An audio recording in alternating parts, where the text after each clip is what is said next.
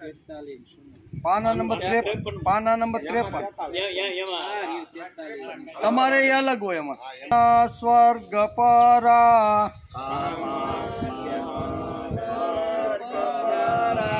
कामात्मना स्वर्ग परा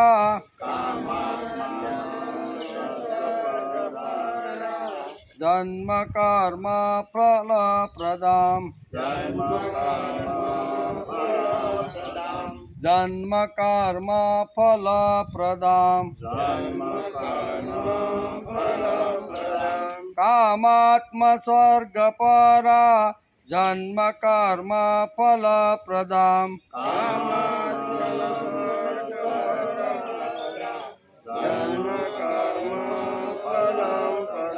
कामात्मना स्वर्ग परा जन्म कर्म फल प्रदाम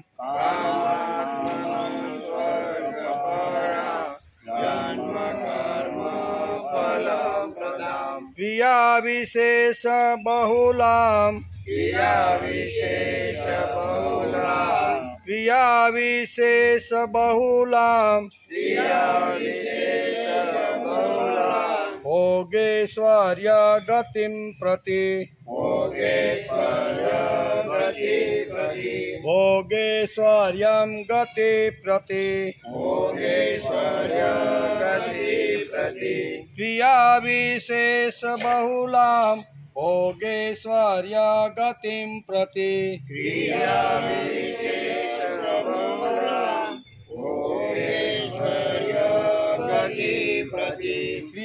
विशेष बहुलाम भोगेश्वर्य गतिं प्रति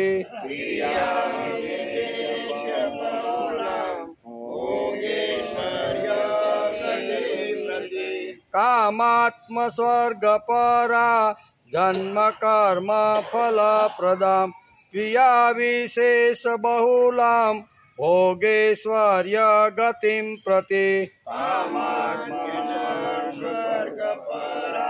जन्म कर्म फल प्रदाम क्रिया विशेष बहुलाम भोगेश्वर्य गति प्रति भोगेश्वर्यं प्रसक्तानां भोगेश्वर्य प्रसक्तानां तयापयत्त चेतसां तयापयत्त चेतसां भोगेश्वर्य प्रसक्तानां तयापयत्त चेतसां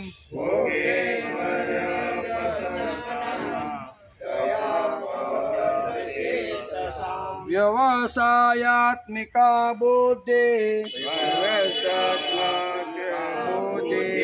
व्यवसायात्मका बुद्धि समादो न विधीयते समादो न विधीयते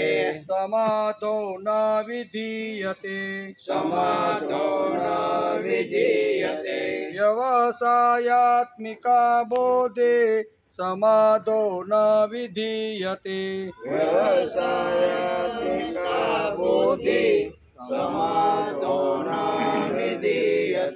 भोगेश्वर्य प्रसक्तानां तयापयत्त चेतसां व्यवसायात्मिका बुद्धि समादो न विधीयते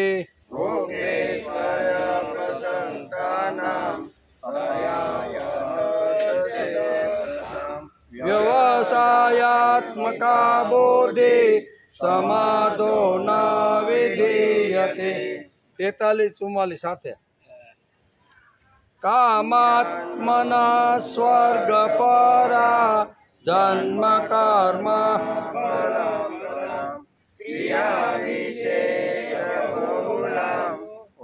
भोगेश्वर्यं गति प्रति भोगेश्वर्य प्रसक्तानां तयापयत चेतसां व्यवसायात्मका बुद्धि समाधो न विधीयते समाधो न विधीयते। हरि ओम। वसुदेवसुतं देवं कंसचाणूरमर्दनं देवकी परमानन्दं कृष्णं वन्दे जगद्गुरुं।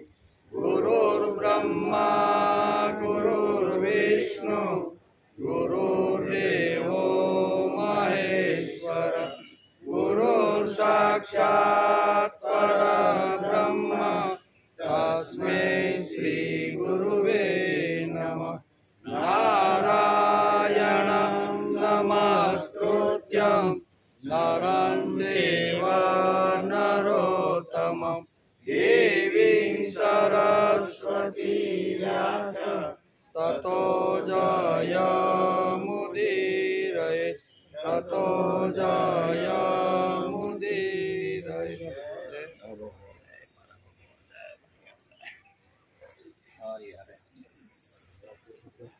कामात्मना स्वर्गपरा जन्म कर्म फलप्रदां क्रिया विशेष बहुलां भोगेश्वर्य गतिं प्रति।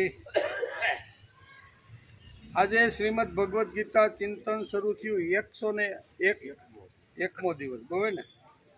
ગઈકાલે આપણે શ્રીમદ ભગવદ્ ગીતાના બીજા અધ્યાયના 42મા શ્લોકને આપણે પરમ દિવસે નમસ્કાર કર્યા। ગઈકાલે રજા ગઈ વરસાદની છે। એમાં ભગવાન કહે છે કે હે પાર્થ,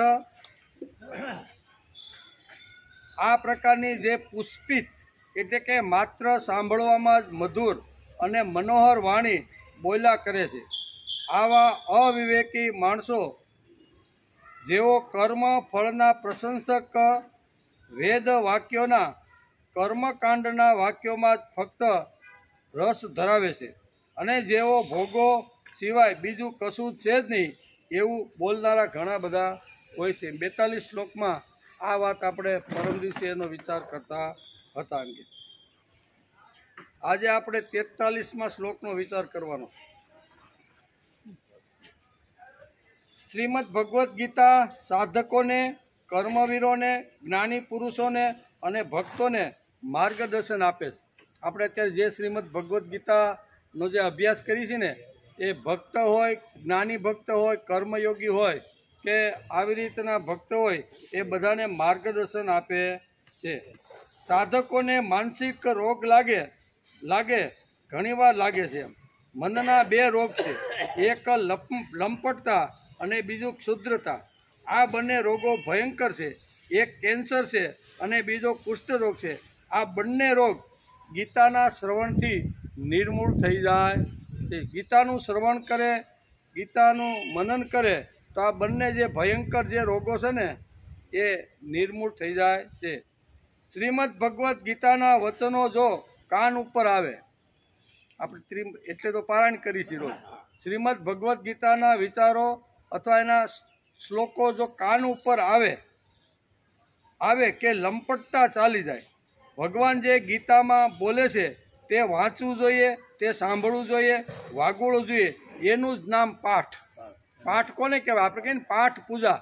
અમારે અહીંયા પાઠ પૂજા છે, આવજો તમે બધા। ઘણીવાર આપણે આવી ભાષા બોલતા હોઈએ તો પહેલાં પાઠ એટલે આપણે રોજ અહીં ત્રિકાળ સંધ્યા કરીએ, 2 ભાવગીત બોલીએ અને શ્રીમદ ભગવદ્ ગીતાના 2 શ્લોકનું જે પારાયણ કરી છે ને એ પહેલો આપણો પાઠ શરૂ થાય। એટલે એ ખૂબ જ અગત્યનો છે। નહીંતર કે ભાઈ આપણે ચાલુ થાય ને તઈ જાય ત્યાં સુધી ગમે ત્યાં આડાવડા બેઠા હોય અથવા મોડા આવે, પણ અહીંયા પાઠ પૂજા આવો શબ્દ આપણા ભારતીય સંસ્કૃતિમાં પાઠ પૂજા શબ્દ છે। પહેલાં પાઠ થવો જોઈએ।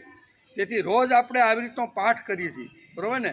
2 ભાવગીત બોલી, ત્રિકાળ સંધ્યાનું પારાયણ કરી, 2 શ્રીમદ ભગવદ્ ગીતાના શ્લોકનું પારાયણ, આ આપણો પાઠ છે એમ। શ્રીમદ ભગવદ્ ગીતાના વચનો જો કાન ઉપર આવે તો લંપટતા ચાલી જાય। ભગવાન જે ગીતામાં બોલે છે તે વાંચવું જોઈએ, તે સાંભળવું જોઈએ અને તે વાગોળવું જોઈએ। આનું જ નામ છે પાઠ। તેથી શ્રીમદ ભગવદ્ ગીતાનો અભ્યાસ શરૂ કરતાં પહેલાં આપણે 2 ભાવગીત, ત્રિકાળ સંધ્યા અને ગીતાનું પારાયણ રોજ આટલા માટે કરીએ છીએ। ખાલી સમય પસાર કરવા માટે કે બધાય આવી જાય ને પછી ચાલુ કરી, એટલા માટે આ એક આપણો અભ્યાસ છે. અડધો કલાક આપણે જે પાઠ કરીએ છીએ ને એ આપણો અભ્યાસ છે એમ કે. તેથી તો આપણે પાઠ પૂજા કરો એમ કહીએ છીએ. ગીતાના શબ્દો કાન ઉપર આવે કે આ બે ભયંકર રોગ, લંપટતા અને ક્ષુદ્રતા. એકવાર શ્રીમદ ભગવદ્ ગીતાના શ્લોકો કાન ઉપર આવવા જોઈએ. એકવાર જો કાન ઉપર આવે તો લંપટતા અને ક્ષુદ્રતા ખલાસ થઈ જાય છે એમ આપણું શાસ્ત્ર આપણે કહે છે. તેથી તો ક્ષુદ્રમ હૃદયમ દૌર્બલ્યમ ત્યક્તો તિષ્ઠમ પરંતપ ક્લેબ્યમ મા સ્મગમ પાર્થ નૈતત્વ ઉપપદ્યતે. આ શ્રીમદ ભગવાનના મુખારવિંદમાંથી નીકળેલો આ શ્લોક છે. એ શ્લોક જો કાન ઉપર આવે તો શું થાય? ક્ષુદ્રમ હૃદયમ દૌર્બલ્યમ. હૃદયની અંદર જે ક્ષુદ્ર જે વાતો છે, હલકી વાતો છે, નબળી વાતો છે, નબળો જે કાંઈ મનની અંદર જે વિચાર છે ને એ સારા વિચારો સાંભળવાથી ક્ષુદ્રમ હૃદયમ દોર. કોણ બોલે છે? હું કે તમે બોલતા નથી. કૃષ્ણમ બંદે, જેને કુરુક્ષેત્રની અંદર ભગવાન કૃષ્ણએ અર્જુનને ઘેલો કર્યો ને એવા ભગવાન મુખારવિંદના આ શબ્દો છે. ક્લેબ્યમ મા સ્મગમ પાર્થ. એકવાર આવો શબ્દ જો કાન ઉપર પડે તો હૃદયમાં બેઠેલી અશુભ કામના, અશુભ વાસના આ છે ને એ બધી ખલાસ થઈ જાય. તેથી રોજ આપણે 2 શ્લોકનું પારણ એટલે કરીએ અને પછી આગળના શ્લોકનો આપણે રોજ આપણે અભ્યાસ કરીએ છીએ. તેથી જ આપણે પાઠ પૂજા કરીએ છીએ. તેથી કોઈ પણ સત્કાર્યનો પ્રારંભ કરતા પહેલાં પાઠ થાય છે અને પછી જ પૂજા થાય. આપણે કોઈ પણ ધાર્મિક કાર્ય અથવા આપણા કોઈ પણ ધર્મ પ્રસંગનું કાર્ય હોય તો એમાં પાઠ થાય કે નહીં? ગોરબાપા બધાને વ્યવસ્થિત પાટલા ઉપર જે કાંઈ ભગવાનની પ્રતિકૃતિ હોય, સોપારી અથવા ધાન્ય હોય એ બધું મૂકીએ અને બધું સરસ મજાનું કરે. એ પહેલો આપણો પાઠ છે અને પછી એની પૂજા શરૂ થાય છે. આપણે પણ અહીંયા રોજ આ જ પદ્ધતિથી કામ કરીએ છીએ કે રોજ આપણો પાઠ થાય, 2 ભાવગીત થાય, ત્રિકાળ સંધ્યા થાય, 2 શ્રીમદ ભગવદ્ ગીતાના શ્લોકો થાય. આ રોજ આપણે પાઠ કરીએ અને પછી કૃષ્ણ ભગવાનના મુખારવિંદમાંથી નીકળેલી જે વાણી છે એ વાણીનો આપણે અભ્યાસ કરીએ છીએ એમ કે. તેથી જ તેવા રોગ માટે લાંબા સમય સુધી નિયમિત રીતે દિવસમાં 3 વાર દવા લેવી પડે. એકવાર લેવાથી થાય નહીં. આવો ભયંકર કુષ્ઠ રોગ અને કેન્સરનો રોગ જો માણસને થઈ જાય તો કેન્સરનો રોગ મટાડવા માટે કાંઈ 1-2 દિવસ કે 1-2 મહિના દવા ચાલે નહીં. એ તો લાંબા કાળ સુધી એ દવા લે તો આવા ભયંકર જે રોગો છે ને, ક્ષુદ્રતા અને લંપટતા, એ લાંબા કાળ સુધી શાસ્ત્રોના વિચાર જો કાન પાસે જાય ને રોજ તો આવા ભયંકર રોગ જાય, નહીતર જતા નથી. તેવા રોગ માટે લાંબા કાળ સુધી નિયમિત રીતે દિવસમાં 3 વાર દવા લેવી પડે. એકવારથી ન થાય.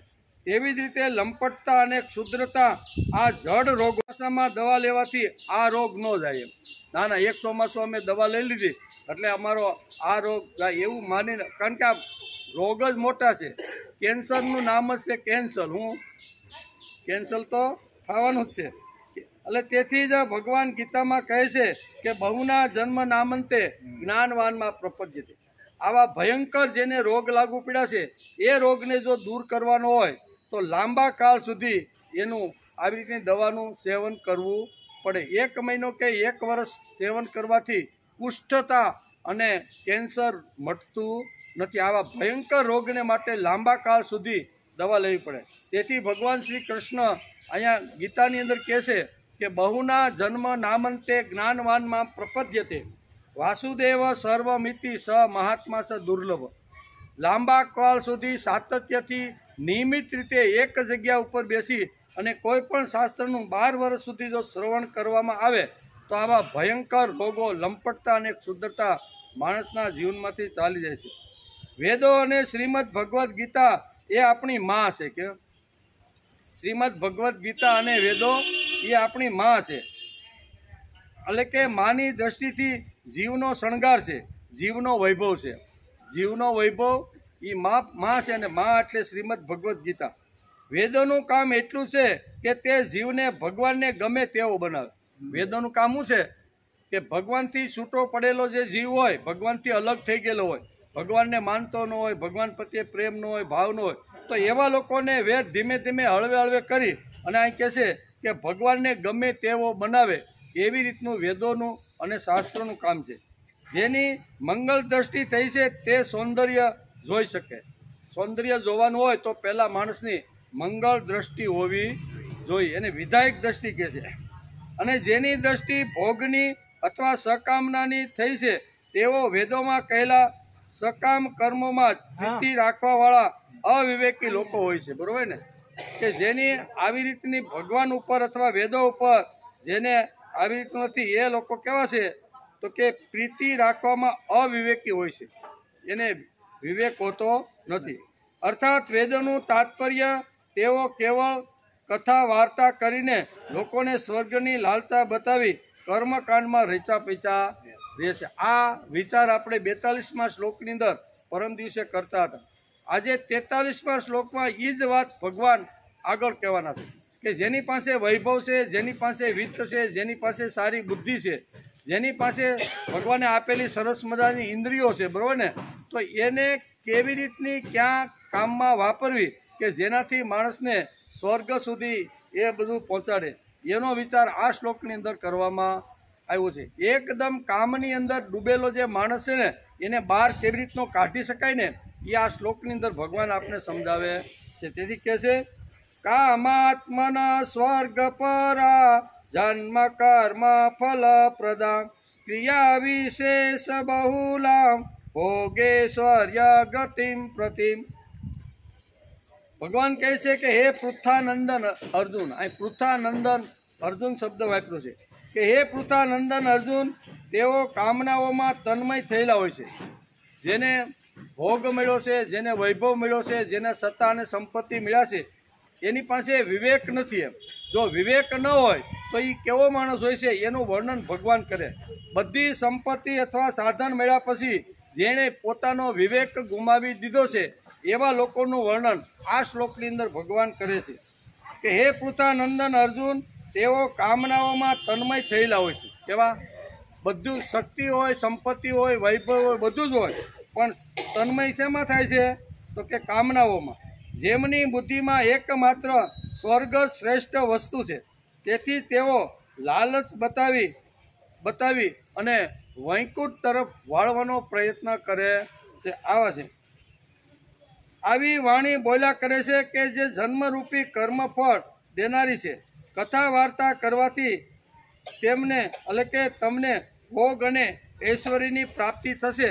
આવું જ લોકોને વારે ઘડીએ બધા સમજાવતા રહેલા કે તમે આવી રીતનું કર્મકાંડ કરો, એક કથા બાપામાં કરી નાખો અથવા માં તમે આટલું પુણ્યદાન કરો ને તો તમારા મા અને બાપ છે સ્વર્ગમાં ચાલ્યા જશે. આવું ઘણીવાર આ રીતે લોકો વર્ણન કરતા હોય છે. તેથી ભગવાન અહીં બહુ સરસ રીતે આ શ્લોકની અંદર સમજાવવા માગે છે. ભગવાન કહે છે કે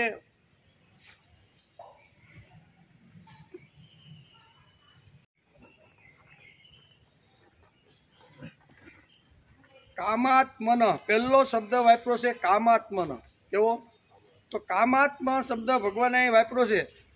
એ શું કહે છે તો કે કામાત્મા એટલે તેઓ કામનાઓમાં એટલા રચા પૈસા રહે છે કે તેઓ કામના રૂપ જ બની જાય છે. તેઓને પોતાનામાં અને કામનામાં ભેદ દેખાતો, કામનાની અંદર વાસનાની અંદર એટલા માણસ ડૂબી જાય છે કે તેને બીજું જ કાંઈ દેખાતું નથી અને ભેદ બધો ચાલ્યો જાય છે. તેઓનો તો આ જ ભાવ રહેશે કે કામના વિના આદમી જીવી શકતો, કામના હોય તો જ માણસ જીવી શકે એવી ભાવના એના જીવનમાં પ્રગટ થાય છે. કામના વિના કોઈ પણ કામ નથી થઈ શકતું. કામના વિના આદમી પથ્થરની જેમ જડ થઈ જાય છે. તેનામાં ચેતના પણ નથી રહેતી. એવા ભાવવાળા પુરુષોનું વર્ણન ભગવાન આ શ્લોકની અંદર કરે. જે કામનાની અંદર જે ડૂબી ગયો છે ને, કામના એટલે કે મને કાંઈ મળે તો જ હું મારા ઘરમાંથી બહાર નીકળું. મૂળ ભાષા એ છે કે કામના વગર માણસ બહાર નીકળતો નથી અને કામનાની પાછળ પડ્યો છે. પોતે તો નિત્ય પિયતર જેમ છે તેમ રહે છે, તેમાં કદી વધઘટ થતી નથી, પરંતુ કામના આવતી જતી રહે છે અને વધતી ઘટતી રહે છે. પોતે પરમાત્માનો અંશ છે અને કામના સંસારના અંશને લીધે છે.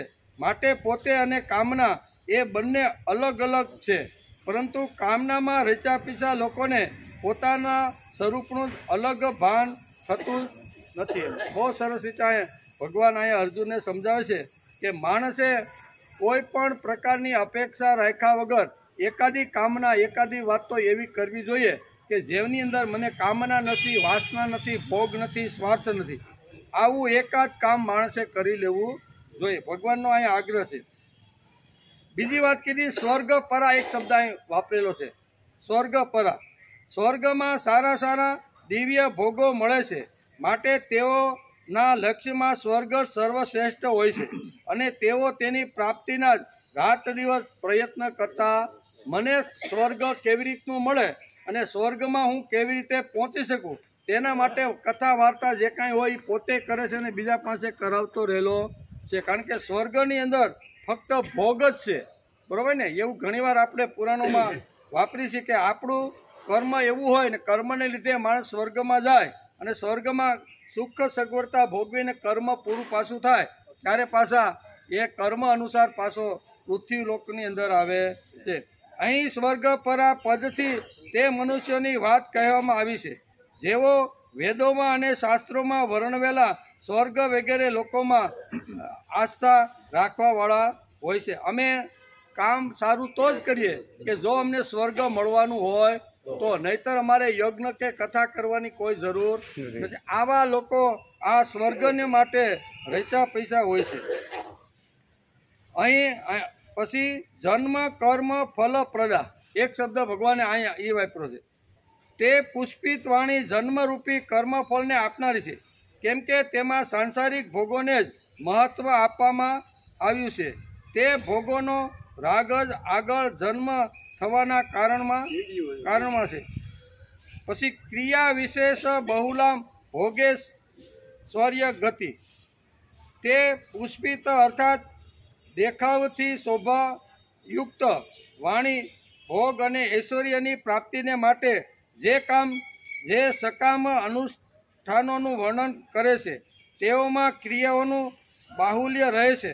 અર્થાત તે અનુષ્ઠાનમાં અનેક જાતની વિધિઓ હોય છે, અનેક જાતની ક્રિયાઓ કરવી પડે છે, અનેક જાતના પદાર્થોની જરૂર પડે છે, તેમજ શરીર વગેરેના પરિશ્રમ પણ વધારે થાય છે. એમ અહીંયા કે ક્રિયા વિશેષ બહુલા, સ્વર્ગની પ્રાપ્તિ કરવા માટે ઘણા બધા આવી રીતના લોકો પ્રયત્ન કરતા હોય છે. આવી વિવિધ પ્રકારની વાણી બોલીને વિવિધ જાતની ઘણી બધી ક્રિયાઓનું વર્ણન કરવામાં આવ્યું છે. અવ્યવસાયી મનુષ્યોની બુદ્ધિઓ અનંત શા માટે હોય છે તેનો વિચાર આપણે કરતા રહ્યા છીએ. આ સિદ્ધાંતો ભગવાને ગીતામાં કહ્યા છે તે આપણે સમજવા જોઈએ. ભગવાને આ અનેક પ્રકારના સિદ્ધાંતો ગીતામાં કીધા છે તે આપણે સમજવા જોઈએ. પહેલા અર્જુનને મોહ થયો. શરૂઆતમાં આપણે ક્યાં પહેલા અધ્યાયની અંદર મોહ થયો ને કે ભાઈ મારે લડવું નથી. પાછલી બેઠક ઉપર 48નો શ્લોક બોલી અને શાંતિથી બધા હથિયાર ફેંકી અને પાછલી બેઠક ઉપર બેસી ગયો. પહેલા અર્જુનને મોહ થયો, ત્યાર પછી અર્જુનનો શોક શરૂ થાય છે. પહેલાં મોહ થયો, બરાબર, કોના પ્રત્યે તો કે સ્વજનો પ્રત્યે. ભગવાન એને કુરુ જોવાનું કીધું હતું. કુરુ એટલે ખાલી દુર્યોધન, દુશાસન, કર્ણ એ બધા જે છે ને એને તું જો. રથ વચ્ચે રાખીને ભગવાન શું કહે છે કે તે મને રથ વચ્ચે ઊભો રાખવાનું કીધું હતું, રથ વચ્ચે હું લાવ્યો છું અને હવે તું કુરુ નીતિને જો. આવું ભગવાને બહુ પણ એને શું જોયું? સ્વજનોને જોયા, સસરા જોયા, મામા જોયા, ભાઈઓ જોયા, ગુરુજનો જોયા, પછી પુત્રો જોયા, પૌત્રો જોયા. આ બધું આપણે આગળ બધું જોઈ ગયા કે અર્જુનને જે જોવાનું ભગવાને કીધું હતું એ ન જોતા અહીંયા અર્જુન સ્વજનોને જોવા લાગ્યો. એટલે પછી અહીં કહે છે કે એટલે કે પહેલા અર્જુનને મોહ થયો, ત્યાર પછી અર્જુનનો શોક શરૂ થાય. પહેલા મોહ થઈ ગયો ને પછી શોક શરૂ થાય છે. ત્યારબાદ અર્જુનને વિષાદ શરૂ થઈ જાય છે. વિષાદ આવે એટલે કિંગ કર્તવ્ય મૂઢતા આવે જ. કિંગ કર્તવ્ય મૂઢતા એટલે શું કરવું તેનો નિર્ણય બુદ્ધિ કરી શકતી. પહેલાં માણસને મોહ આવે એટલે પછી આસક્તિ થાય અને આસક્તિ આવે એટલે માણસની બુદ્ધિ છે એ કિંગ કર્તવ્ય મૂઢ થઈ જાય. એટલે હું કરવું અને હું ન કરવું, બરાબર, એવું એના મનની અંદર થવા લાગે છે. અને આવો જ્યારે માણસ બની જાય છે એની બુદ્ધિ કામ કરતી થઈ જાય છે આવી રીતની શું નિર્ણય લેવો ત્યારે એ કોઈના શરણે જાય છે. તેથી આગળ ભગવાનના શરણે અર્જુન 7મા શ્લોકની અંદર બીજા અધ્યાયમાં ગયો છે કે હું તમારા શરણે આવ્યો છું, શિષ્ય બન્યો છું, અને મારી બુદ્ધિ હવે કંઈ કામ કરતી નથી. પહેલાં મોહ થયો અને પછી અહીં કહે છે કે આવી રીતનું ત્યાર પછી શોક શરૂ થાય છે અને પછી વિષાદ શરૂ થાય છે. વિષાદ આવે એટલે કિંગ કર્તવ્યતા આવે જ. કિંગ કર્તવ્યતા એટલે શું કરવું તેનો નિર્ણય તેની બુદ્ધિ કરી શકતી નથી. સામે શ્રી કૃષ્ણ હતા, તેણે શિષ્યત્વ એમનું સ્વીકારી લીધું. શિષ્યત્વ સ્વીકાર્યા પછી તેનો શ્રેય કેવી રીતે થાય, કલ્યાણ જ કેવું રીતનું થાય, એ ભગવાન વિચાર કરવા લાગ્યા કે આ એકવાર મારા શરણે આવી ગયો છે અને મારું કલ્યાણ શેમાં છે એ મારી બુદ્ધિ હવે કામ કરતી નથી. તેથી તમે જ મને સમજાવો કે હવે મારું શ્રેય. અમે ભગવાન ઊભા છે, ભગવાનના શરણે ગયો છે અને ભગવાને કીધું છે કે હવે મારું જન્મ જન્માંતરનું કલ્યાણ શેમાં છે એ તમે મને સમજાવો. આમ કરી અને પછી ભગવાન એના જન્મ જન્માંતરના કલ્યાણની વાતની શરૂઆત 11મા શ્લોકથી, બીજા અધ્યાયના 11મા શ્લોકથી આત્મજ્ઞાનની શરૂઆત કરે છે. શા માટે?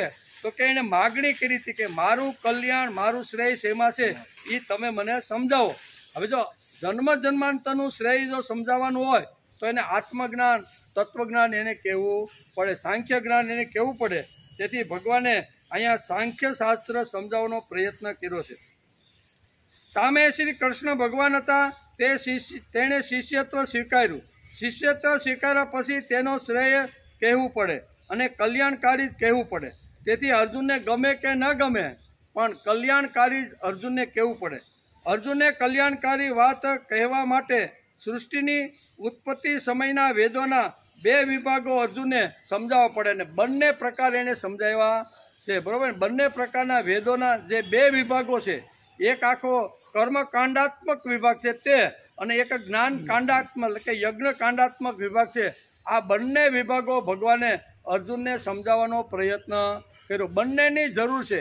નિવૃત્તિ, અહીં કહે છે ને નિવૃત્તિ લક્ષણ અહીંયા વૈદિક ધર્મ અને પ્રવૃત્તિ લક્ષણ વૈદિક ધર્મ, આ 2 ધર્મો ભગવાન અર્જુનને સમજાવે છે કે ભાઈ પ્રવૃત્તિ અને નિવૃત્તિ 2 જરૂરી છે.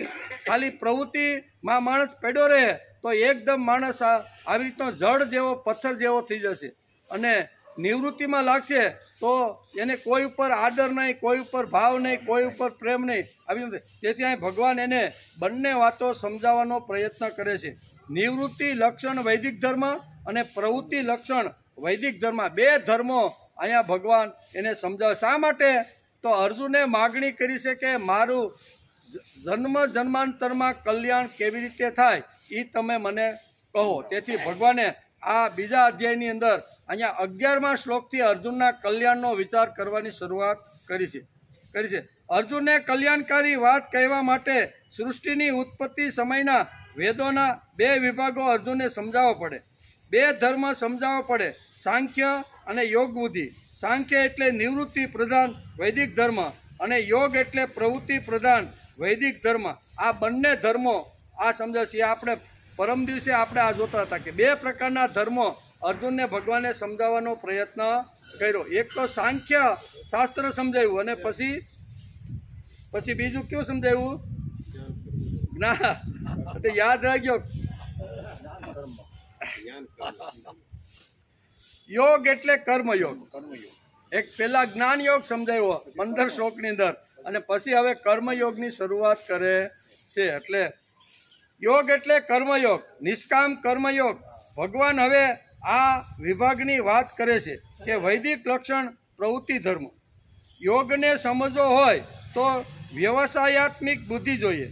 વારે વારે ફરી જાય તેમ નહીં, એની બુદ્ધિ નિશ્ચયાત્મક હોવી જોઈએ. આજે સવારે બોલ્યો હોય, બપોરે ફરી જાય, બપોરે બોલ્યો હોય, સાંજે ફરી જાય, આવી રીતની જો બુદ્ધિ હોય તો એનું કલ્યાણ થઈ શકતું નથી. આ કહે છે કે વારંવાર ફરવાથી માણસનું કલ્યાણ થતું નથી.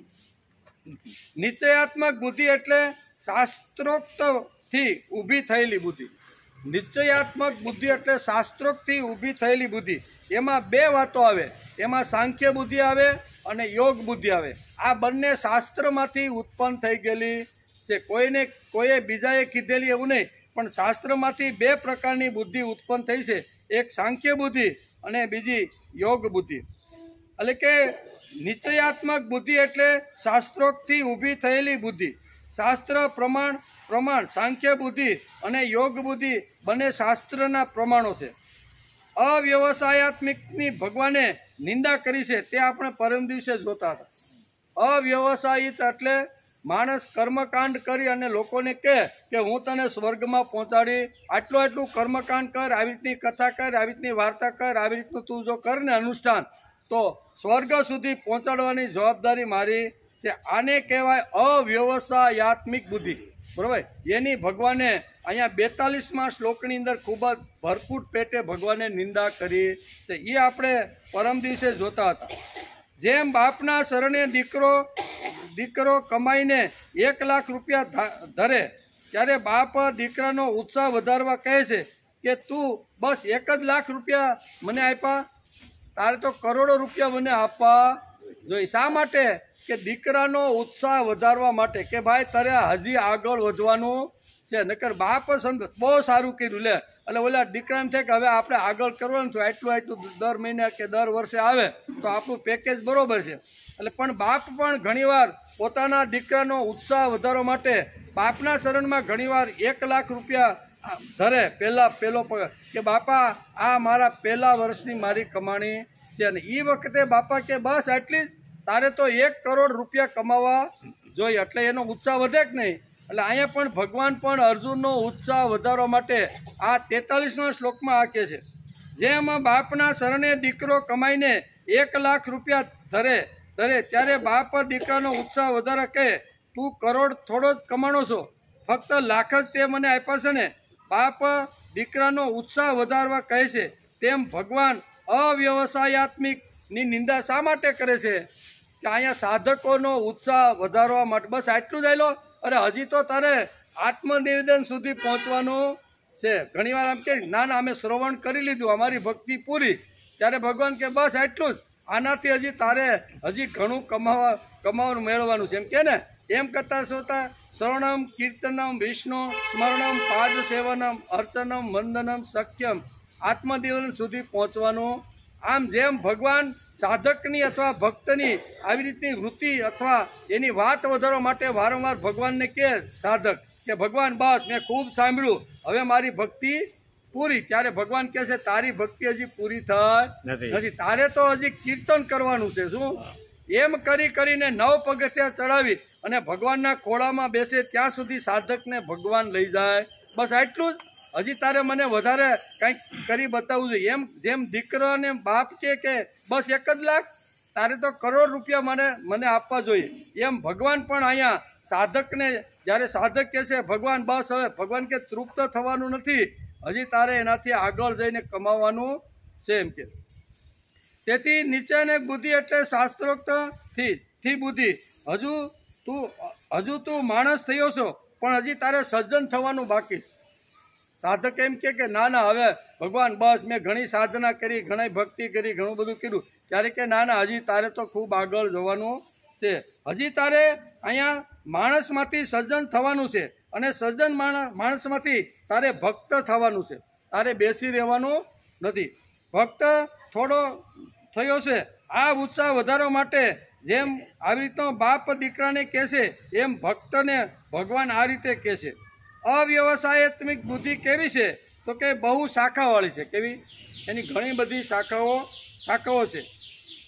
અનંત બુદ્ધિ છે, અંત નથી. અને તે પુષ્પિતા વાચમ, મીઠું બોલે, છેતરાઈ જવાય તેવું બોલે, હોય ના તેવું કહે, વધારીને કહે, સારું મીઠું બોલે, એને પુષ્પિત આવે છે.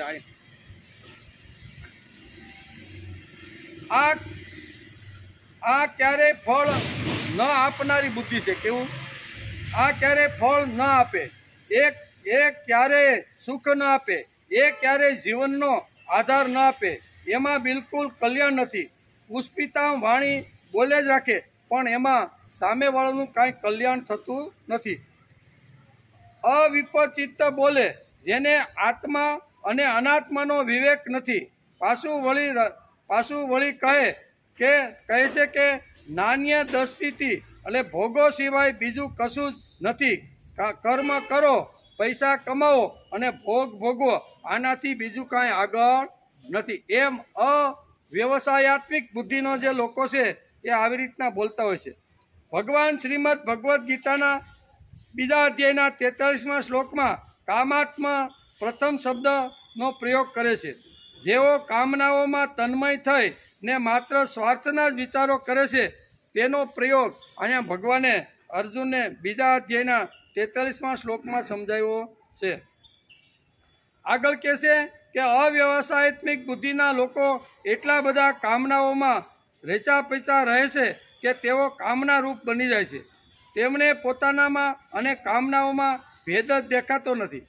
કામના વગર, વાસના વગર એક પણ ડગલું ભરતો નથી. મને કોઈ કામના હોય, મને કંઈ મળવાનું હોય તો જ મારા ઘરનો ઉમરો ઓળંગી અને હું બહાર જાઉં. મને જો કાંઈ મળવાનું જ ન હોય તો મારે જવાનું કોઈ કારણ નથી. એની સામે ભગવાન અહીંયા નિષ્કામ કર્મયોગ સમજાવે છે કે ભલે તને જરૂર ન હોય, તું પહોંચી ગયેલો હોય, તને કોઈ પણ પ્રકારની આશા અપેક્ષા કે આકાંક્ષા નથી, પણ સમાજના કલ્યાણ માટે તારે પોતાનો ઘરનો ઉંબરો ઓળંગી અને મળેલી બુદ્ધિ, મળેલી શક્તિ, મળેલી જે કાંઈ સારી વાતો છે ને એ સમાજમાં અંતિમ માણસ સુધી તારે પહોંચાડવી જોઈએ. ભગવાનનું આ કહેવાનું છે કે અહીંયા ઘણીવાર આપણને થાય કે આપણે જરૂર નથી, કોઈ પણ પ્રકારની જરૂર નથી, તો હું ઘરનો ઉંબરો ઓળંગીને બહાર શા માટે જાઉં? ન જરૂર હોય તો પણ માણસે પોતાની ભક્તિ સમજીને બહાર નીકળવાનો પ્રયત્ન કરવો જોઈએ.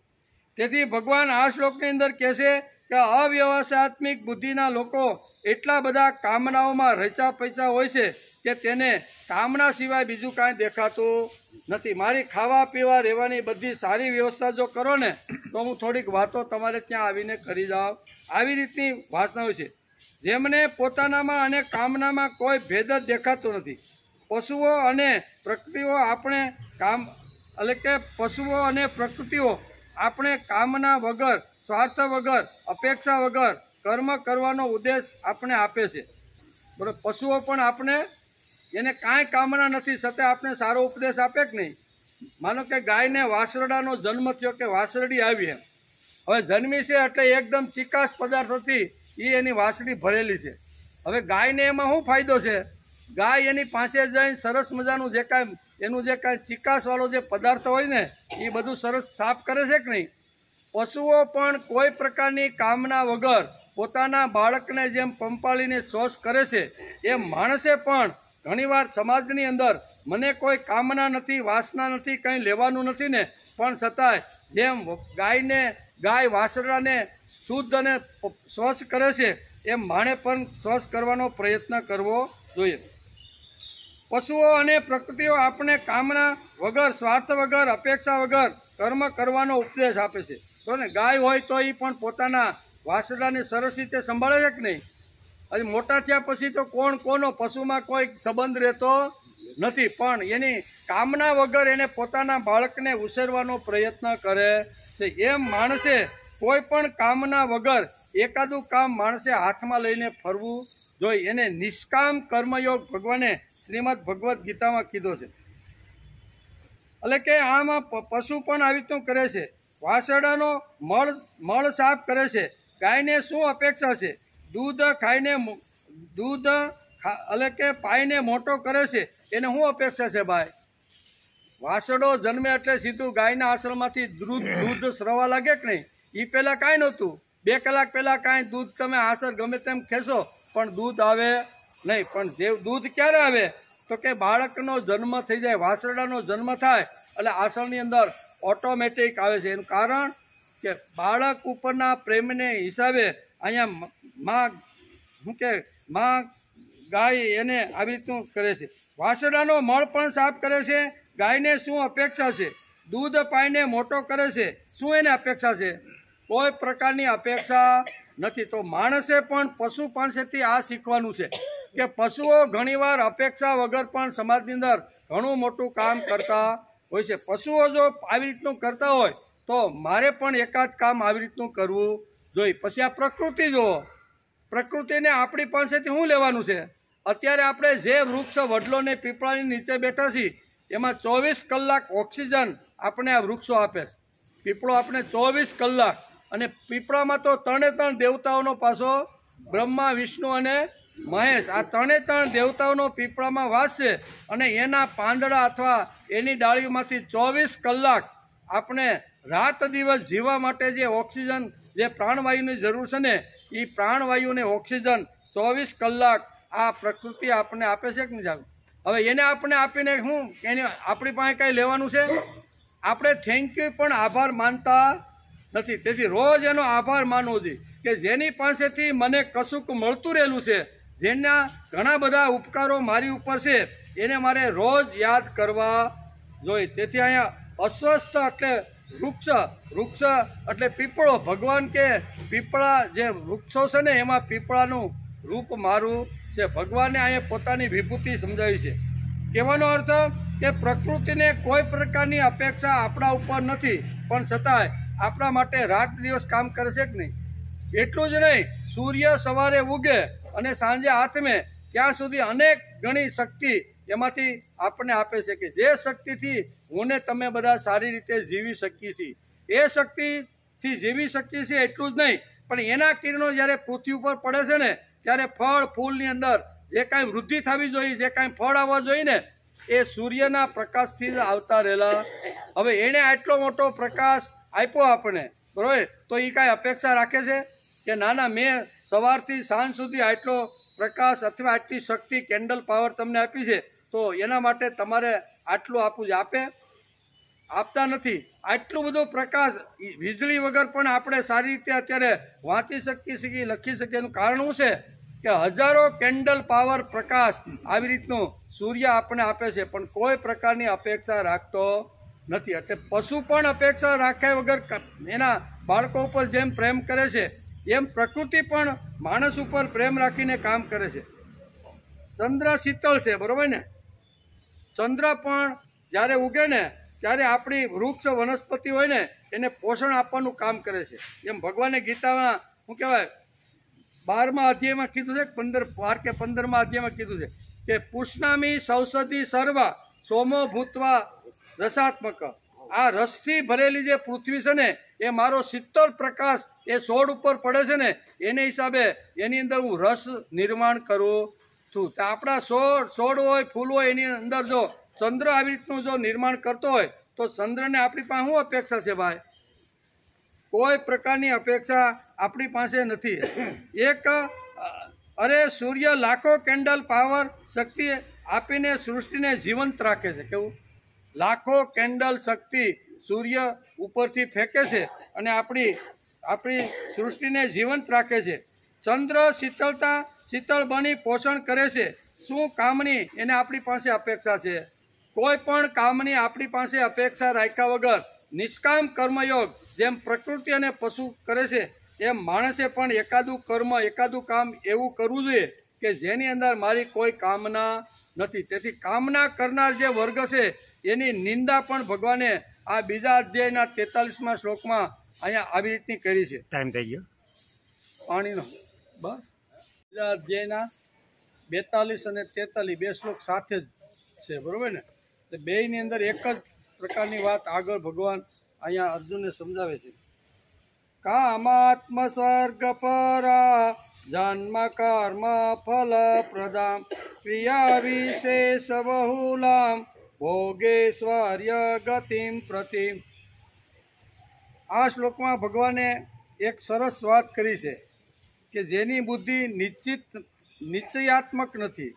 વેદવાદ રતા એટલે કે વાદથી બહાર ન આવે, પોતાને અનુકૂળ હોય એવો અર્થ કાઢવાનો પ્રયત્ન ઘણા લોકો કરતા હોય છે. કે પોતાને અનુકૂળ શું છે એવું સમાજને પીરસો એટલે સમાજને આવે મજા. સમાજને જેવું જોઈએ એવું પીરસીએ એટલે સમાજને મજા આવે. વાર્તા ટૂંકા. તેથી કામાત્મ છે, બુદ્ધિ પણ કામ તરફ વળી ગઈ હોય, આવા લોકોની બુદ્ધિ શાસ્ત્રના કુળ પણ નથી. આપણને જો ખબર ન પડતી હોય તો આપણે શાસ્ત્રનો આધાર લેવો પડે અથવા લેવો જોઈએ, બરાબર? આપણે કોઈ વાતમાં અટવાણા હોય તો આપણે ખબર ન હોય, 2-3 જણાને પૂછ્યું હોય, અને છતાંય જો આપણી બુદ્ધિ માન્ય કરતી ન હોય તો આધાર કોનો લેવાનો? શાસ્ત્રનો કે આ બાબતમાં શાસ્ત્ર આપણે શું કહેવા માગે છે. સ્વાનુકૂળ બુદ્ધિ નથી, ઈશ્વરાનુકૂળ બુદ્ધિ નથી, શાસ્ત્રાનુકૂળ બુદ્ધિ નથી, પ્રભુના વિચારોથી રંગાયેલી બુદ્ધિ નથી, ઈશ્વરને સમર્પિત બુદ્ધિ નથી, અને તેથી જ ઘણીવાર માણસ કામાત્મામાં અટવાઈ જાય છે. એટલે માણસે ઈશ્વરને સમર્પિત બુદ્ધિ કરી દેવી. કાંઈ ખબર ન પડતી હોય કે આ ભગવાન આજથી હું તારો, બસ અર્જુને કેમ કહી દીધું કે મારી બુદ્ધિ હવે લડવું કે નહીં લડવું, ફાયદો થાય કે નુકસાન થશે, જીતીશ કે હારીશ, બરાબર ને. પછી ક્ષત્રિય લડવું જોઈએ કે ગુરુની પૂજા કરવી જોઈએ, એ હવે મારી બુદ્ધિમાં કાંઈ બેસતું નથી. તેથી હું તમારા શરણે આવ્યો છું. એમ સામાન્ય માણસને પણ જો કાંઈ અટવાતા હોય, કોઈને પૂછ્યા પછી એની બુદ્ધિ કબૂલ ન કરતી હોય, તો માણસે શાસ્ત્રોનો આધાર લેવો જોઈએ. ગમે તેનો આધાર નહીં, શાસ્ત્રો બહુ છે, શ્રીમદ ભગવદ્ ગીતા છે, રામાયણ છે, પછી આવી રીતના વેદો છે, ઉપનિષદો છે, એની અંદર બહુ સરસ રીતે બધું ઉકેલ. કોઈ પણ વાત એવી નથી કે જે વેદો અને ઉપનિષદો અને ગીતાની અંદર એનો ભગવાને ઉકેલ આપ્યો ન હોય. બધી જ પ્રકારની ઉકેલ એમાં આવ્યો છે. તો એક ભાઈ હમણાં પૂછતા હતા કે શ્રીમદ ભગવદ્ ગીતાનો અભ્યાસ કરો છો? મેં કીધું હા, રોજ કરીએ છીએ અમે, શુક્રવાર સુધી, એમ કે સોમથી શુક્ર. એમ તો તમે તો ઘણીવાર કે અમારા શું કહેવાય વિડીયો તમારા અમે જોતા હોઈએ કે, તો કે એની અંદર તો કહો છો કે શ્રીમદ ભગવદ્ ગીતા દુનિયાના કોઈ પણ ગમે તેવા ભયંકર પ્રશ્નો છે ને, તો એનો ઉકેલ અહીં ગીતા આપે છે. સામાન્ય પ્રશ્નથી મોટા મોટા પ્રશ્નો જવાબ આપે છે, એવું તમે ઘણીવાર કહેતા હોય છે. મેં કીધું તો હું નથી કહેતો, ગીતા કહે છે.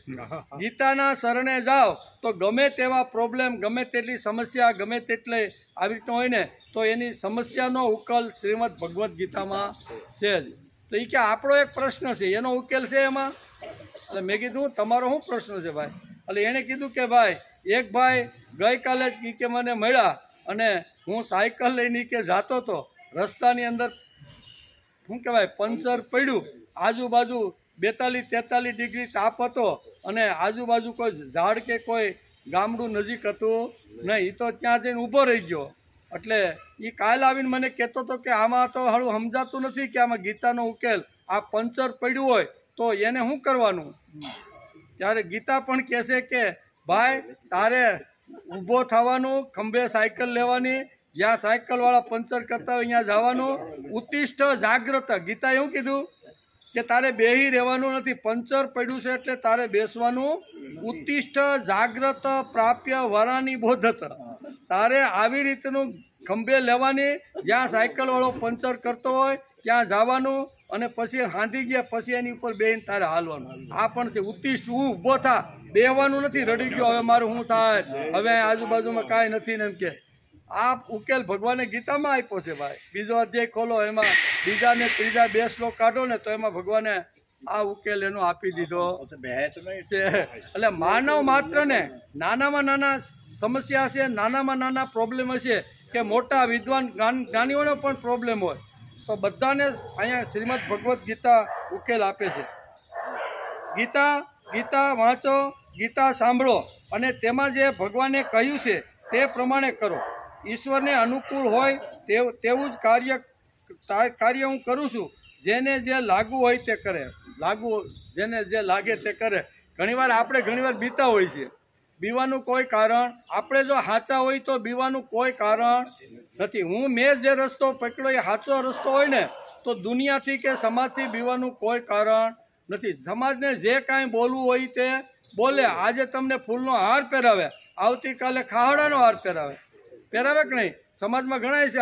અમરેલીમાં મૂળદાસ થઈ ગયા, લોકો એનું શરણામત લઈને નમસ્કાર કરી અને કાર્યની શરૂઆત કરતા હતા.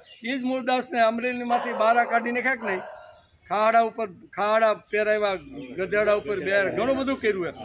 તુકારામનું પણ એવું છે.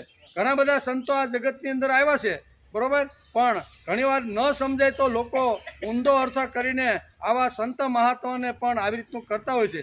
તેથી કહે છે કે હું જે કરું છું 100% સાચું હોય, સત્ય હોય ને, તો દુનિયાને જે કહેવું હોય તે કરે. હું તો આ રસ્તા ઉપર જ ચાલવાનો છું. એટલે કે દુનિયાને જે લાગવું હોય તે લાગે.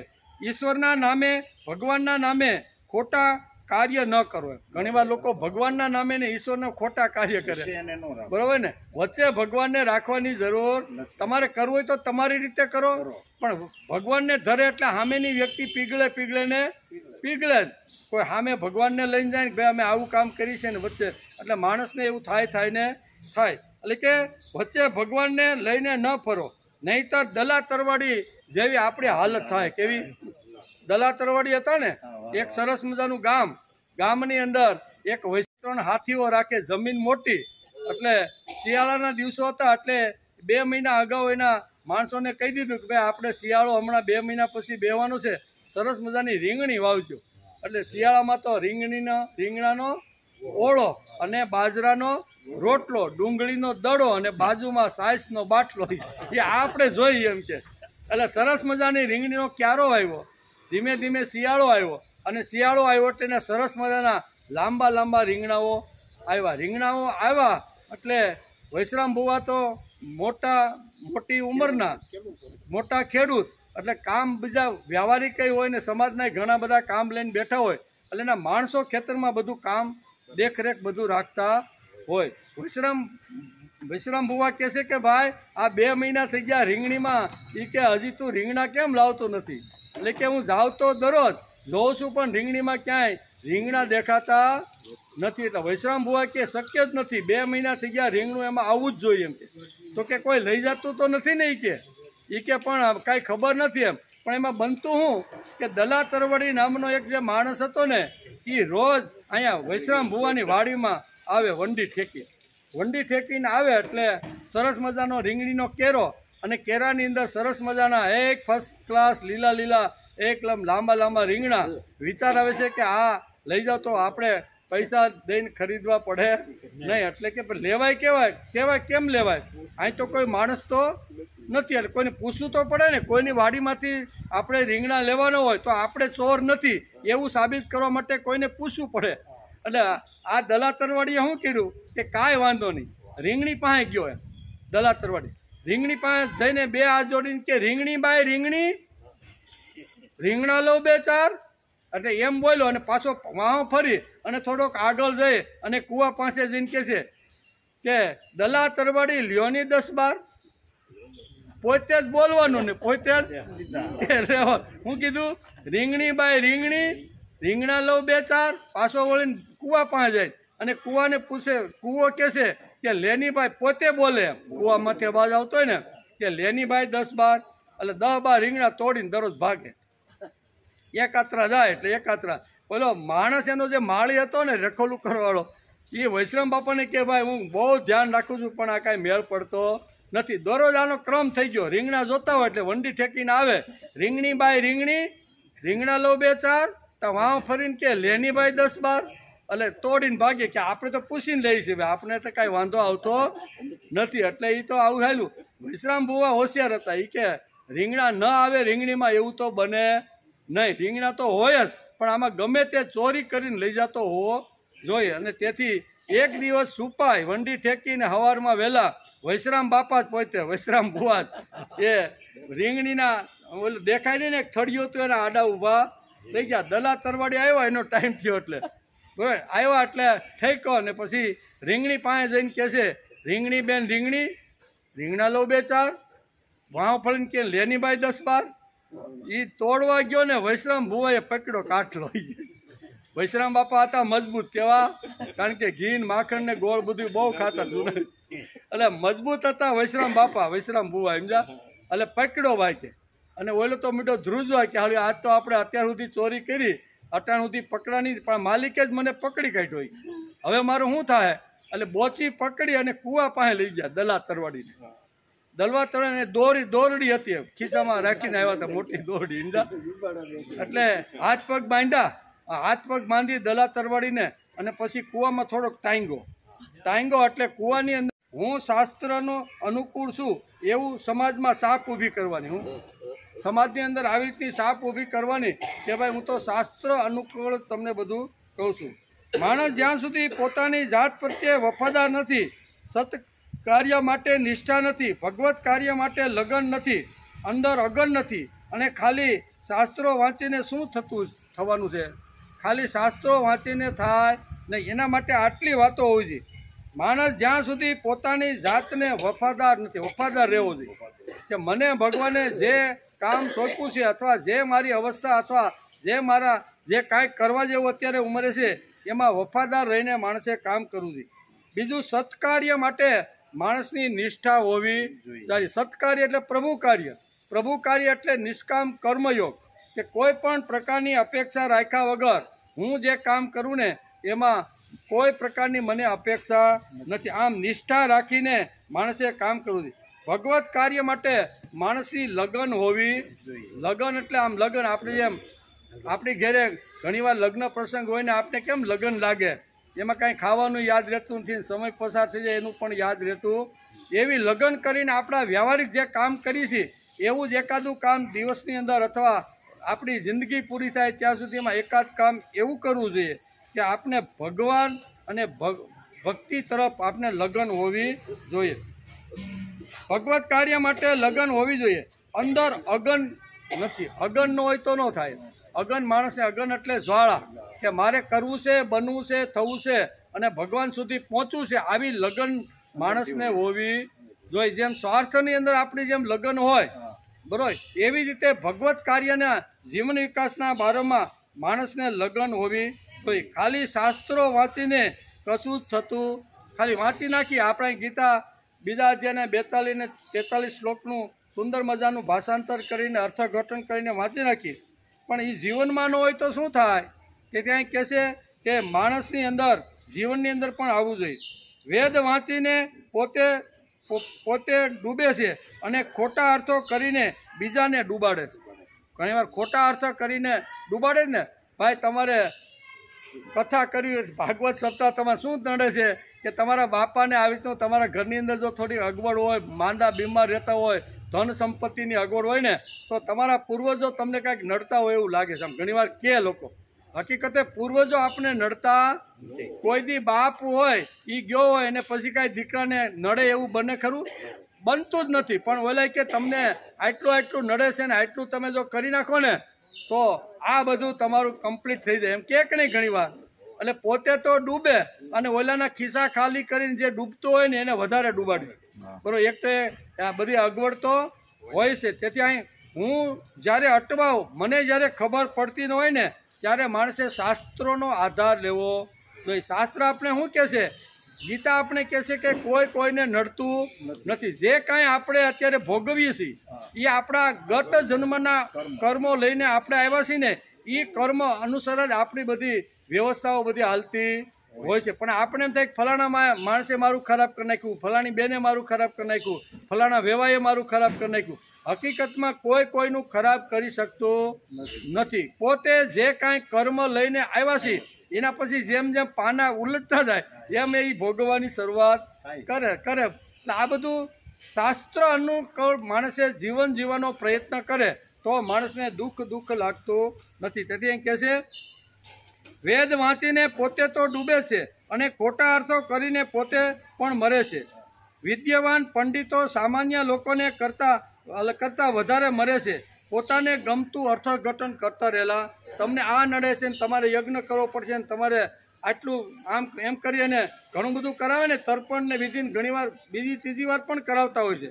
અને ઘણીવાર ભૂતભૂવામાં એટલા માણસ પડી જાય છે ને કે માણસ એમાંથી બહાર જ આવતો નથી. શાસ્ત્ર આપણું કહે છે કે એમાં પડવાની બહુ જરૂર નથી. તમે તમારું કર્મ લઈને ગત જન્મનું કર્મ જે કાંઈ હતું એ લઈને તમે આવ્યા છો અને એ પ્રમાણે અત્યારે ભોગવો છો. અજ્ઞાની એટલે આપણું ભાવગીત છે ને, અજ્ઞાની શું છે? અજ્ઞાનીઓ અંધકારે ફસાણા ને દંભી ડૂબા કલદાર. અજ્ઞાનીઓ અંધારે ફસાણા ને કંબી ડૂબા કલદાર. એ જ્ઞાનીઓ કંઈક મોભામાં મુજાણા ખાઈ બેઠા છે માર. ભેળા મળી ભાવ જો ખોલે ભીતરની ભીતળિયું ઢોલે. દાદા તારી દાદાગીરી વિના હથિયાર તે કીધી. ગીતા એક હાથમાં લીધી દુનિયાને જીતી લીધી. ગીતા આપણે આ બધી વાતો સમજાવે છે. પાછું સમાજને સમજાવે કે કામાત્મન સ્વર્ગ પરા આમ લોકોને સમજાવે. બીજું છે શું? ખાઓ પીવો ને મોજ કરો અને લહેરથી આનંદથી રહો. બીજો જન્મ ક્યાં છે ભાઈ આપણો? અને બીજો જન્મ જો મળવાનો જ ન હોય તો અત્યારે જે જીવન મળ્યું છે એ ગમે તેમ કરીને દેવું કરીને પણ ઘી પીને મોજ તમે માણો એમ. આમ ઘણીવાર લોકો આવી રીતનું સમાજને સમજાવતા બીજો જન્મ ખબર. ગીતા કહે છે કે ભાઈ બીજો જન્મ છે ને છે. પુનર્જન્મ માણસનો થવાનો છે અને એ હજારો વર્ષોથી આ જે નિયમ ભગવાને ગીતામાં કીધો ને કે પુનર્જન્મ તો છે ને છે જ. એટલે તો એક જ સાથે એક જ ઘડીએ એક જ સેકન્ડે જન્મેલા બે બાળકો, એક વૈભવ સંપન્નને ત્યાં એનો જન્મ થાય છે અને એક ગટરના કાંઠે થાય છે. એનું કારણ શું છે ભાઈ? બંને હારે જન્મા છે તો એક કાદવ કીચડની અંદર જ્યાં લોકો રહે છે એમાં એનો જન્મ થાય છે અને એક વૈભવની ટોચ ઉપર બેઠા છે એનો જન્મ ક્યાં થાય છે? તેનું કારણ શું છે? કર્મ પ્રમાણે માણસનો જન્મ થાય છે. તેથી આ જન્મની અંદર આપણે સારા કર્મ કરશું તો આનાથી વિશેષ પ્રકારની સગવડતા આપી અને ભગવાન આપને કોઈ સારી જગ્યાએ આપને મોકલી આપશે. કરેલું કર્મ કોઈ દિવસ ફેલ જાતું નથી. તેથી કહે છે ગુરુત્વાકર્ષણનો નિયમ શોધ્યો. ન્યૂટન થઈ ગયા ને ગુરુત્વાકર્ષણ. નકર એના ઘરની અંદર તો ઘણા વર્ષોથી ખેતીવાડીને એના બાપાના દાદા પરદાદા ઘણા બધા વર્ષોથી ખેતી કરતા હતા. પણ નાનો એવો 14-15 વર્ષનો છોકરો વાડીએ વેકેશનમાં જાય છે. સફરજનની આખી ખેતી હોય છે અને એનું નામ હોય છે ન્યૂટન. નાનો એવો છોકરો ન્યૂટન. અરે એક શું કહેવાય આ સફરજનના ઝાડ નીચે બાપ દીકરો વાતો કરતા કરતા બેઠા હોય છે અને એમાંથી એક સફરજન ઉપરથી નીચે પડે. ઉપરથી નીચે સફરજન પડે છે એટલે 14-15 વર્ષના છોકરાને વિચાર આવ્યો કે આ સફરજન ઉપર ન જવાને બદલે નીચે કેમ પડ્યું? એનો વિચાર શરૂ થયો, મગજ બુદ્ધિ શરૂ કે આ ખરેખર ઉપર જવું જોઈએ એને બદલે નીચે કેમ પડ્યું? એટલે એણે એક આખો નિયમ શોધી કાઢ્યો કે ગુરુત્વાકર્ષણ, પૃથ્વીનું જે આકર્ષક જે બળ છે ને એ ઉપરથી અમુક ઊંચાઈએ ગયા પછી એને ખેંચે છે અને અમુક જ્યારે પૃથ્વીનું જ્યારે આકર્ષણ જ્યારે પેલું ગુરુત્વાકર્ષણ બંધે ને પછી એને ઉપર લઈ જાય. આ જો જે વખતે આપણા લોકો ચંદ્ર ઉપર ગયા અને ચંદ્રમાંથી પૃથ્વીનું આકર્ષણ અને પછી લાગે ચંદ્રનું આકર્ષણ, વચ્ચેની જે ગેપ છે ને એ કાઢવો ખૂબ જ અઘરો. એમાં જો ફસાઈ ગયો ને તો એમાં ને એમાં રહ્યા, ઉપર જાય ને નીચે બોલ્યા ત્રિશંકુની જેમ થઈ જાય. કેવું? એટલે ગુરુત્વાકર્ષણનો નિયમ ન્યૂટને શોધી કાઢ્યો. અહીંયા આપણને વિચાર આવે છે કે એના દાદાએ કેટલા વર્ષથી ખેતી કરીને મરી ગયા, એનો બાપ પણ આ સફરજનની ખેતી કરે છે. ઘણા સફરજનના આવી રીતના છોડ ઉપરથી ઘણા બધા સફરજનો નીચે પીડ્યા છે. એના બાપાએ પણ જોયા છે પણ એના બાપાને કે દાદાને કોઈ વિચાર આવ્યો નહીં. આ 14-15 વર્ષના છોકરાને વિચાર કેમ આવ્યો? આપણે કે એને આખો દુનિયાને હલાવી નાખે ને એવો સિદ્ધાંત આખો એને આખી દુનિયાને હલાવે એવો સિદ્ધાંત ન્યૂટને આપણને આપ્યો કે ગુરુત્વના કર્ષણનું બળ કેવી રીતનું છે, કેવું કામ કરે છે, એ કામ કરવાથી કેવી રીતની હલનચલન થાય છે ને એ આખી બધી જે વિજ્ઞાનની જે બધી વાતો હતી ને એ બધી ન્યૂટને શોધી કાઢી. હવે 14-15 વર્ષનો છોકરો ક્યાં યુનિવર્સિટીમાં ભણવા ગયો છે? કયા વિદ્વાન પાસે એને જ્ઞાન લીધું છે? પણ ભગવાને એના મગજની અંદર આ બુદ્ધિને સ્થિર કરી કે દીકરા તારે આ કામ કરવાનું છે. 14-15 વર્ષના છોકરાના મગજમાં આવે ક્યાંથી? પણ પૂર્વજન્મનું ઘણીવાર માણસ લઈને આવ્યો હોય છે અને થોડોક કોઈનો ઉત્સાહ મળે એટલે માણસની ગાડી બરોબર દોડતી થઈ જાય. એવી રીતે ઘણી બધી વાતો છે કે આવી રીતનો ન્યૂટને ગુરુત્વાકર્ષણ શોધ્યો. એવી રીતનો વોટસન થઈ ગયો એક. વોટસન એટલે એને વરાળની શોધ કરી કે વરાળમાં પણ તાકાત છે. હવે રસોડાની અંદર સવારના પોરની અંદર બધા નાસ્તો કરવા માટે બેઠા હતા. રસોડામાં બાપ દીકરો પત્ની એની પત્ની ઘણા બધા બેઠા હતા એમ કે. અને એમાંય ચા ને ગરમ કેટલી હતી ને એ ચૂલા ઉપર ગરમ કરવા માટે મૂકી અને એમાંથી ઢાંકણું માંડ્યું ઊંચા નીચું થવા. કેવું? ઢાંકણું ઊંચું નીચા થવા માંડ્યું એટલે અહીંયા નાનો એવો અહીંયા વોટસન કહે છે કે આ શેના લીધે થાય છે? એટલે જોયું તો અંદર વરાળ હતી ને વરાળને લીધે ઢાંકણું ઊંચા નીચું થતું હતું. એના બાપે કેટલી વાર જોઈ છે, માએ પણ ચા કરતા કેટલીનું ઢાંકણું ઘણીવાર ઊંચા નીચું કરતું હોય છે. ઘરમાં ઘણા આવીને ગયા છે, ઘણાને જોયું છે ને પણ કોઈને વિચાર આવ્યો નહીં. નાનકડા એવા આ વોટસને 10-12 વર્ષના છોકરાને વિચાર આવ્યો કે આ વરાળમાં તાકાત હોવી જોઈએ તો જ આ ઢાંકણાને ઊંચું કરી શકે. એટલે એને આખો વરાળ યુગ શોધ્યો અને વરાળથી આપણે મુંબઈથી અમદાવાદ જવાનું હોય ને તો એ વરાળથી બનેલી ટ્રેનનું જે એન્જિન છે ને એ તમને સાંજે બેહો ને સવારે તમને હજારો માણસોને બેહાડી અને અમદાવાદ ભેગા થઈ જાય કે નહીં. એ વરાળની શોધ એણે નક્કી કર્યું કે આ અગ્નિમાંથી જે વરાળ ઉત્પન્ન થાય છે એને જો સંગ્રહિત કરવામાં આવે અને એની એક જગ્યાએ જો ડાયવર્ટ કરવામાં આવે ને તો એ વરાળ પણ કામ આપે છે અને વરાળથી એન્જિન ચાલે છે. અત્યાર સુધી આવેલું, હવે તો ઇલેક્ટ્રિક થઈ ગયું છે, પણ કહેવાનું પહેલી જ્યારે શોધ થઈ ને ત્યારે વરાળથી જ આ બધી કોલસા અંદર નાખે, કોલસાની વરાળ થાય અને વરાળથી આખું એન્જિન ચાલે. તો એ શોધ કોને કરી ભાઈ? વોટસને. ખાલી કીટલીનું ઢાંકણું ઊંચું થયું, આવું ઢાંકણું તો ઘણી દાદીએ જોયું છે ને દાદાએ જોયું છે ને એની બાએ જોયું છે, બધાએ જોયું હોય ને, પણ કોઈને વિચાર આવ્યો? તો આ વિચાર એને આવ્યો એનું કારણ કે પૂર્વજન્મનો માણસ ઘણીવાર લઈને આવે છે અને ઘણીવાર એની બુદ્ધિની અંદર આવી રીતની ચેતના સ્ફુરે છે અને તેથી એના મગજની અંદર આખી દુનિયાને હલાવી નાખે ને એવી વોટસને આવું વિજ્ઞાન આપણને આપી દીધું. હજારો કિલોમીટર સુધી માણસ ભલેની ટ્રેનના પાટા ઉપર દોડ્યો જાય, આવી રીતની શક્તિ નિર્માણ થાય છે. કહેવાનો હતા વીજળીમાં વરાળ છે ને બધી, એટલે આખી શોધ એના ઉપરથી આવેલી બધી. પછી બધા આગળ આવેલા. ગરમ વીજળી છે તો ચાલે ને. સ્વર્ગ પરાવે છે, ભોગ અને ઐશ્વર્ય મેળવવા માટે જ આ જગતમાં આવ્યા છે. આવું બોલે તો તેની વાતો વધારે ગમવાની છે. મીઠું મીઠું બોલી પોતાનો સ્વાર્થ સાધ્યા કરે. કરોડો રૂપિયા જેની પાસે છે તેને કોઈ દિવસ સોનાની રોટલી ખાધી?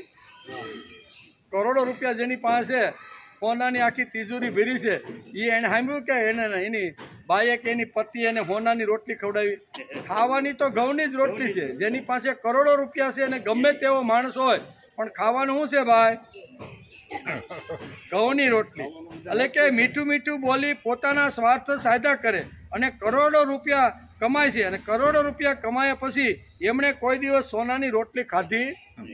ખાય જ નહીં, ખવાય જ નહીં. વેદવાદર હતા તમે આપણે શાસ્ત્રો સમજવો છે તો પહેલા તમે તો સમજો. એમ ઘણીવાર આપણે આવા લોકોને કહેવાનું મન થાય, શાસ્ત્ર સમજાવવા બેઠા છો તમે તો પહેલાં તમે શાસ્ત્ર તમે પહેલાં સમજી લ્યો અને પછી લોકોને કહેવાનો પ્રયત્ન કરો. તમે વેદના 2 ધર્મો અને 2 વિભાગો છે તેમાં ફક્ત તમે કર્મકાંડનો વિભાગ ઉપાડ્યો છે, બાકી જ્ઞાનકાંડ અને યજ્ઞકાંડ જે છે ને એ તમે ઉપાડ્યો નથી. એ પણ તમારે સાથે સાથે આ વાત પણ સમાજની અંદર કહી દેવી. યજ્ઞકાંડ, યજ્ઞ એટલે ભગવત કાર્ય, બરાબર, ભગવાનનું કામ, નિષ્કામ કર્મયોગની વાત આ લોકો ક્યારેય કરતા નથી. કામાત્મા એટલે સ્વર્ગપરા, એના સિવાય બીજું છે જ નહીં. આવું બોલીને સમાજને ઊંધે રવાડે ચડાવી દે છે અને પોતાનો સ્વાર્થ સાધ્યા જ કરે છે. એટલે પડે વેદવાદર હતા બહુ હોશિયાર હોય. જીવનમાં ભોગ, જીવનમાં ઐશ્વર્ય, કામના તો સિદ્ધ કરો, આના સિવાય બીજું કશું નથી, આવું બોલે રાખે. તેથી આ શ્લોકની અંદર કીધું, શું કીધું? ક્રિયા વિશેષ બહુલા ભોગેશ્વર્ય ગતિમ પ્રતિ જન્મ કર્મ ફલ પ્રદામ કામાત્મા સ્વર્ગમાં પરા. આ શ્લોકની અંદર આટલી વાતો ભગવાન અર્જુનને સમજાવે છે. આ શ્લોકમાં 42 ને 43 શ્લોકનું અનુસંધાન કરીને વ્યવસાયાત્મક બુદ્ધિ થવી જોઈએ તેનો સ્પષ્ટ સિતાર ભગવાને અર્જુનને સમજાવ્યો. અવ્યવસાયાત્મક બુદ્ધિ નહીં પણ વ્યવસાયાત્મક બુદ્ધિ માણસની થવી જોઈએ એમ ભગવાન શ્રીમદ ભગવદ્ ગીતાના 42 અને 43 શ્લોકની અંદર અહીંયા સમજાવે છે. આ સમજાવે છે આપણી બુદ્ધિ મંદ છે, થોડી નાની છે, એ ભગવાનને ખબર છે. વ્યવસાયાત્મક બુદ્ધિ ન હોય તો શું આવે? ભોગવાદ આવે, ભેદવાદ એટલે કે ભેદનો વાદ આવે, ચર્ચાઓ આવે, સ્વર્ગ માટે મરી પીટવાની તૈયારી આવે, ઐશ્વર્ય આવે અને માણસ અંતે ખલાસ થઈ જાય છે. એટલે જો આપણી બુદ્ધિ વ્યવસાયાત્મક ન હોય અને ભોગાર્થ જો ખાલી બુદ્ધિ હોય તો આ બધી વાદ વિવાદો બધા આવતા રહેલા છે. આપણે જગત તરફ જોઈએ તો જગતમાં આ બધું આપણે દેખાય છે. ભગવાન કહે છે કે તમે આમાં ફસાતા નહીં. કુરુક્ષેત્રના મેદાનમાં ઊભા તેણે આપણી કલ્પના કરી છે. 2025માં લોકો જ્યારે આ ગીતા વાંચતા હશે ત્યારે આ વાત પણ લાગુ પડવી જોઈએ. ભગવાને આજથી 5000 વર્ષ પહેલાં અહીંયા કુરુક્ષેત્રના મેદાનમાં જે શ્રીમદ ભગવદ્ ગીતા કીધી એ વાત આજે પણ લાગુ પડે છે. આજે વેદના 2 વિભાગ કીધા, 2 સાઈડ કીધી ને, એમાં એક જ સાઈડ ઉપાડી અને લોકો આવો વ્યવસાય શું કહેવાય પોતાનો સ્વાર્થ સાધવા માટે ઘણી બધી કર્મકાંડની ક્રિયાઓ કરતા રહેલા છે. આ બધી વાતો સમજાવે છે. કામાત્મા એમ ગીતાકારનું કહેવું છે. આત્મા જ મારો કામ છે. પુષ્પિતામ વાણી બોલનાર અને સાંભળનારા બંને જ આત્મ મન એમ ગીતાનું કહેવું છે. બીજો શબ્દ છે સ્વર્ગ. સ્વર્ગ શ્રેષ્ઠ છે. સ્વર્ગમાં સારામાં સારા દિવ્ય ભોગો મળે છે, માટે તેઓના લક્ષ્યમાં સ્વર્ગ જ દેખાય છે અને આશીર્વાદ પણ તેવા જ આપે છે. કોઈ મહાત્માને કોઈ વિદ્વાન પુરુષને જ્યારે મળવા માટે જાય, એના પગમાં પડે ને ત્યારે તને સ્વર્ગ મળશે, તમને આ વૈકુંઠ મળશે, એવા જ આશીર્વાદ આપે છે. મીઠી મીઠી પુષ્પિતામ ભાષા બોલીને સમાજને સ્વર્ગની લાલચા આપવા રાત દિવસ તેમાં જ લાગ્યા રહે છે. જન્મ કર્મ ફલ પ્રદામ એક શબ્દ ભગવાને અહીંયા અર્જુન માટે કે અર્જુન જન્મ કર્મ ફલ પ્રદામ, તે પુષ્પિત વાણી જન્મરૂપી કર્મફળને આપનારી છે. કેમ કે તેમાં સાંસારિક ભોગોને જ મહત્વ આપવામાં આવ્યું છે, આધ્યાત્મિકને નહીં. કેવું સંસારની અંદર માણસ સુખી કેમ થાય, બરાબર ને, ભૌતિક રીતે એની જ વાત કહેવામાં આવે છે. જે ભોગોનો રોગ જ આગળના જન્મ રાગ જ આગળના જન્મમાં થવાના કારણ છે. સત્વ ગુણના સંગને લીધે દેવ યોનિમાં જન્મ થાય છે. રજોગુણના સંગને લીધે મનુષ્ય યોનિમાં જન્મ થાય છે અને તમોગુણના સંગને લીધે પશુ પક્ષી આદિ નીચ યોનિમાં જન્મ ધારણ કરે છે. જન્મ કર્મ ફલ પ્રદામ.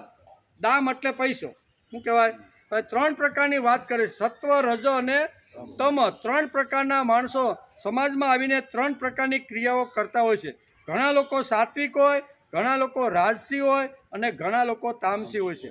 તો એ 3 લોકો જ્યારે મૃત્યુ પામે છે ત્યારે તેની ગતિ કેવી થાય છે એ અહીંયા ભગવાન બહુ સારી રીતે સમજાવે છે. ભગવાન કહે છે કે અહીંયા પહેલાં જ કહે છે કે જે ભોગો સત્વગુણના સંગને લીધે દેવ યોનિમાં એનો જન્મ થઈ જાય, જેની પાસે ગુણ છે એમ એ લોકોનો જન્મ અહીંયા દેવ યોનિમાં થાય છે. રજોગુણના સંગને લીધે મનુષ્ય યોનિ મળે. સત્વ, રજો અને તમ 3 પ્રકારના ગુણોનું વર્ણન કરતા ભગવાન કહે છે કે સત્વ હોય એ દેવ યોનિમાં જાય છે અને જે રજ હોય છે તે મનુષ્ય યોનિમાં જાય છે અને તમો ગુણનો હોય છે એનો સંગ થવાથી માણસ પશુ પક્ષીની યોનિમાં જાય છે. એટલે આપણે નક્કી કરવાનું છે કે આપણે કઈ યોનિમાં જવાનું છે. એ પ્રમાણે માણસે કર્મ કરવાની શરૂઆત કરી દેવી છે. તેથી જન્મ કર્મ જન્મ કર્મ ફલ પ્રદામ, આ 3 શબ્દ અહીંયા વેદ વ્યાસે શ્રીમદ ભગવદ્ ગીતામાં લખ્યા છે અને ભગવાન પોતે જ અર્જુનને આ વાત સમજાવે છે કે જેણે પોતાનો ઉત્કર્ષ કરવાનો હોય, કલ્યાણ કરવાનું હોય અને દેવ યોનિમાં જવાનું હોય એને એટલે કે સારા સંઘની અંદર જોડાઈ જવું. અહીં કે સત કીધું ને કે સત્સંગમાં સારા સંઘની અંદર જોડાય તો એને દેવ યોનિ મળે છે. અને જે રજોગુણ છે તે એ પણ અહીંયા એટલે કે રજોગુણના સંગને લીધે મનુષ્ય યોનિમાં એનો જન્મ થાય છે. મનુષ્ય યોનિ પાછી જો લેવાની હોય તો રજોગુણને સેવવા જોઈએ અને તમોગુણના સંગને લીધે પશુ પક્ષી આદિ અનેક પ્રકારની યોનિઓમાં જન્મ થાય છે. એમ અહીં કહે છે. તેથી શ્રીમદ ભગવદ્ ગીતા કહે છે કે પ્રકૃતિમાં રહીને જ પુરુષ પ્રકૃતિમાંથી જન્મેલા ત્રિગુણાત્મક પદાર્થોને અનુભવે છે. જન્મો છે પૃથ્વી ઉપર તો એમાં 3 પ્રકારના ગુણો દરેક માણસની અંદર વધતા ઓછા પ્રમાણમાં હોય છે. ઘણીવાર અહીંયા રજોગુણ હોય અને તમોગુણ હોય અને સત્વગુણ કદાચ ઓછું હોય. ઘણીવાર સત્વગુણ અને રજોગુણ વધારે હોય તો તમોગુણ ઓછું હોય. એટલે ઓછા વધતા પ્રમાણમાં આ છે. પણ માણસે નક્કી કરી લેવાનું કે મારે મનુષ્ય યોનિમાં જવાનું, દેવ યોનિમાં જવાનું કે પશુ પક્ષીની યોનિમાં જવાનું. નક્કી આપણે કરવાનું છે. મારી ઉપર કોઈ હાથ મૂકી દે અને મારો આવતો જન્મ નક્કી થઈ જાય એમ શ્રી ભગવદ્ ગીતા કહેતી ગીતાકાર બહુ સ્પષ્ટ છે, લોકોને ગમે કે ન ગમે, બહુ સીધી સાદી અને લોકોને ન ગમે તો પણ એ કહેવાની વાત એક ભગવાન જ આવું મોટું સાહસ કરે છે. ઘણીવાર આવી કડવી વાતો ઘણીવાર માણસને ગમતી ન હોય, પણ ભગવાનને તો અહીંયા અર્જુનનું કલ્યાણ જ કરવાનું છે, શ્રેય જ કરવાનું છે.